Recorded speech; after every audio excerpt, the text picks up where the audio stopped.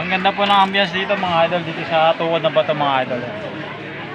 Kaya pala siya tinawag na Tukod na Bato dahil yung ano yan, yung bato nakatuod dun sa bato.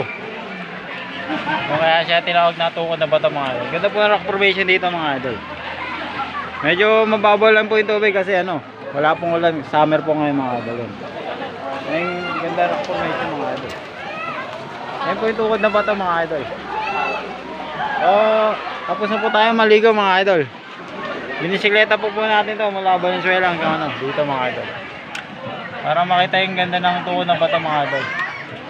Panibagong vlog to mga idol. Ayan mga idol, ayun yung Tukod na Bato mga idol. Nakatukod na bato na yun. Kasi yan po yung mga rock formation. Ayan po, dahil po naliligo mga idol.